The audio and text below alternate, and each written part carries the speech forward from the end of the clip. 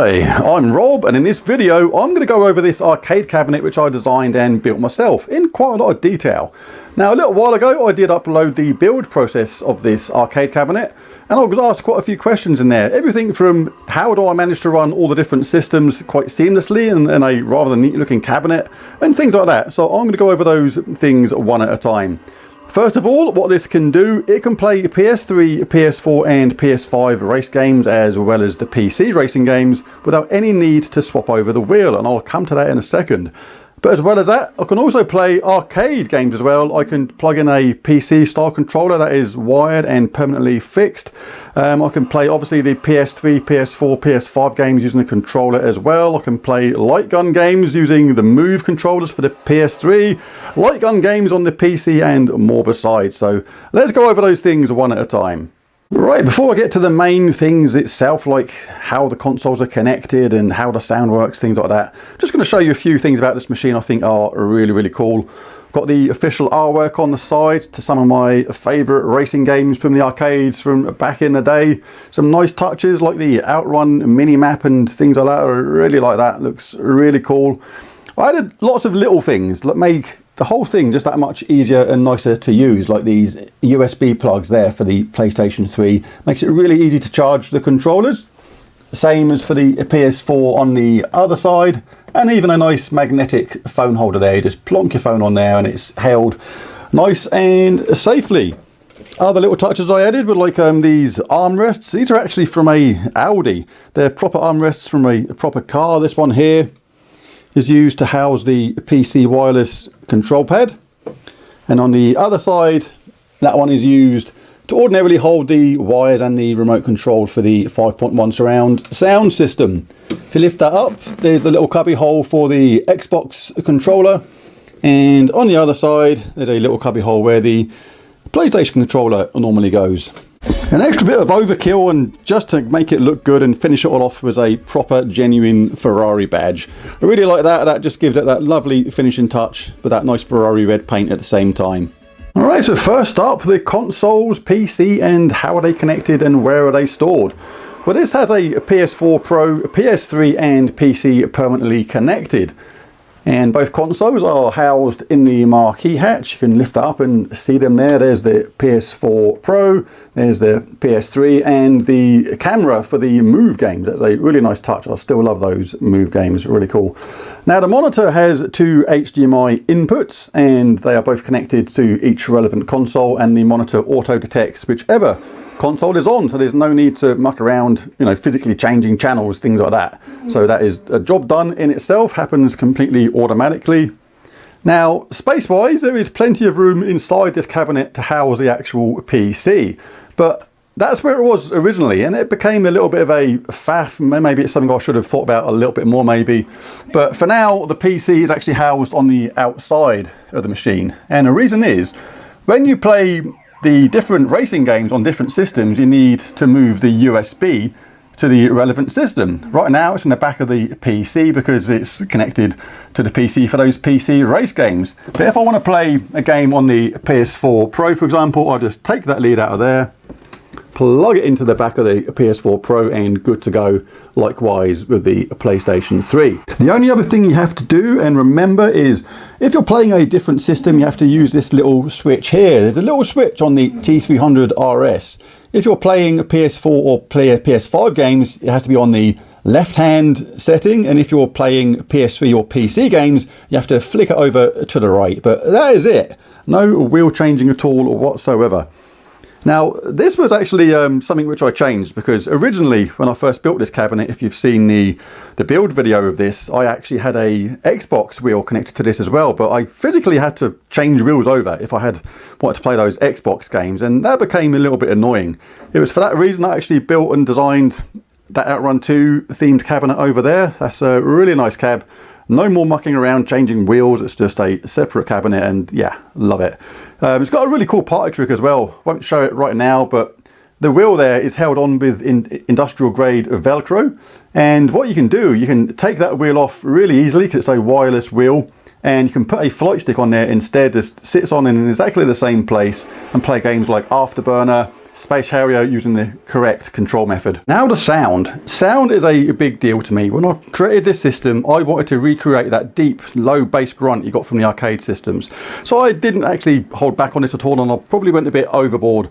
What I actually did was I included a full 5.1 surround sound amplifier, normally designed for a home cinema system and designed to fill up a large room.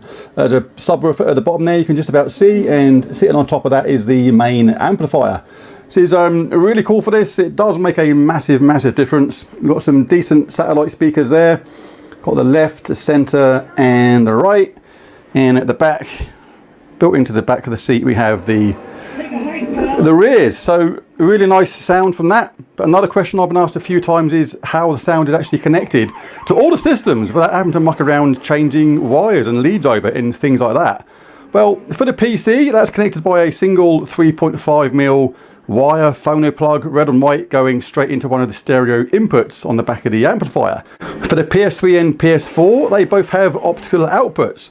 So for that, I've just running a optical output from each one into a 2-into-1 splitter, and then run one single lead to one of the optical inputs on the amplifier, and that is it. Job done. The system then auto detects whatever console is on, and the sound comes out in glorious 5.1 surround sound.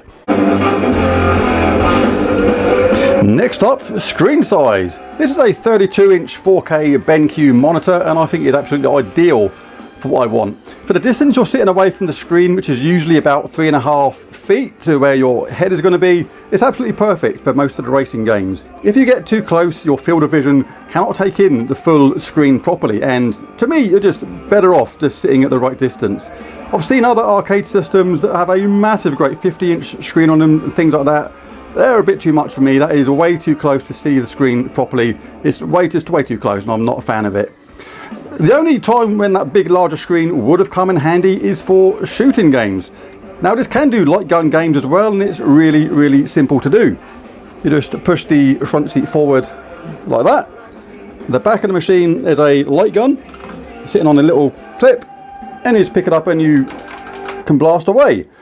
But the only thing is, this screen, yeah, it's a little bit small. Doesn't give you that full arcade feeling because it's a 32-inch screen and you are like standing up at the back of the machine, but it's still perfectly playable. I don't play on it now thinking, oh, this is just way too small. It's actually not too bad once you get used to it. Now, one oversight which I did fail to think of when first building this machine was actually the light bar sensor and where it would go. I completely forgot about that. The light gun sensor bar is exactly the same type as what I'm using in this Vuelix style arcade system, which I also designed and built. And now I've built it into above the screen there. You can maybe just about see. It's kind of hard to pick out because it is nearly invisible. But yeah, I've yet to still build it into that system in the driving cab, but it will be done in the future. For PlayStation 4 racing games, there's a few different wheels I can use on this. I like to use the SF1000, obviously on F1 games, that's where it completely comes into its own. But it does work really well on other race games as well. Want a more traditional style wheel, we'll switch to the typical round wheel. This is the 599XX Evo wheel, really nice. Oh, and I can even use the open wheel, which is actually really good. That works on MAME as well on the PC, and you still get the vibration from the force feedback plug-in utility, which is really cool on MAME. Force feedback on that open wheel feels really nice. I'm going to do a review on that in the future. When you design a cabinet like this, you kind of have to try and think of everything, not just what's going to plug in and how it's going to play, but problems in the future as well. Like, for example, the monitor here. Okay, it does come on and auto detects things pretty much all the time, but what if you need to get to the controls?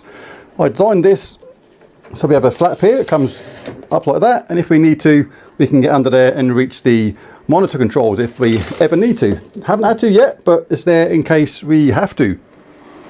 Same as this, the seat is actually detachable. This knob here means you can unscrew that and change the seat slider for different heights of people. But I designed it in a way so we had a quick release system here. We can just took those latches back, disconnect this part here, and the base and the seat actually separates completely. One other thing you have to think of when designing a cabinet like this is not so obvious to some people, and some people may not think about this. When you're putting your consoles into like a marquee hatch like this, make sure the back remains completely open. It's really important for ventilation for your consoles, and if that was closed at the back, then they would probably overheat and not be good for them at all. So have a hatch at the front. If the sides are blocked off completely without a grill or anything like that, then make sure the back is completely open to allow the console's adequate ventilation.